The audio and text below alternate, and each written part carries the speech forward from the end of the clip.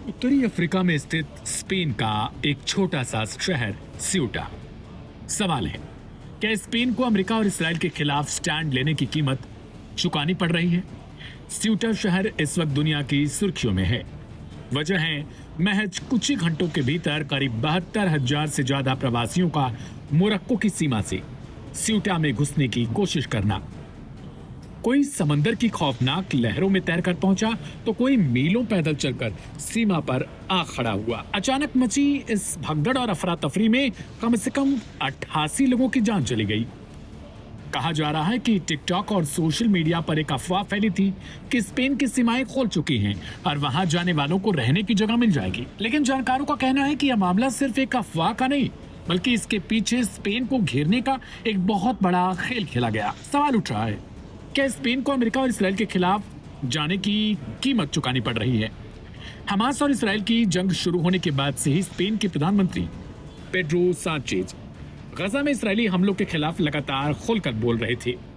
Spain ने न केवल इसराइल के कदमों का विरोध किया, बल्कि साल 2024 में फिलिस्तीन को एक अलग देश के रूप में मान्यता दे दी। इसके अलावा नेटो का सदस्य होने के बावजूद स्पेन ने ईरान के खिलाफ अमेरिकी सैन्य अभियानों में साथ देने से साफ तौर पर इनकार कर दिया था।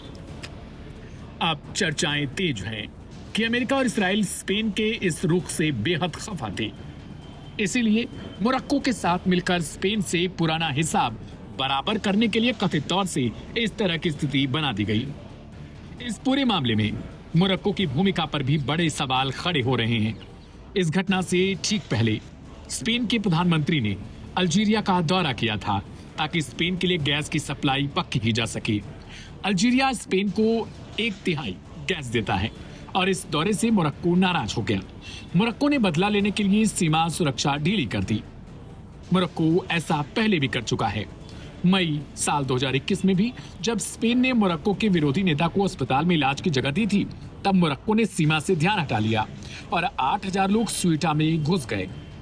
इस बार भी जब अमेरिका और इसराइल स्पेन से नाराज दिखे तो कथित तौर पर मोरक्को ने उसी मौके का फायदा उठाकर स्पेन पर दबाव बना दिया। स्यूटा की घटना साफ दिखाती है कि जब कोई देश बड़ी ताकतों के खिलाफ जाकर गजा और ईरान के मुद्दे पर अपना अलग फैसला लेता है, तो किस तरह प्रवासियों और सीमा विवाद को हथियार बनाकर उस पर दबाव डाला जा सकता है। स्पेन में अब नेता इसे यूरोप पर हमला बता रहे हैं, लेकिन एक्सपर्ट्स इसे अमेरिका और इसराइल के खिलाफ आवाज उठाने का खामियाजा स्पेन को भुगतना पड़ रहा है, ऐसा कह रहे हैं। लेकिन सवाल वैश्विक समाचारों में भी घूम रहा है कि क्या स्पेन को अपना स्टैंड लेना प्रवासियों को झेलने के लिए एक थ्योरी तैयार करना था, या फिर कहानी कुछ और है।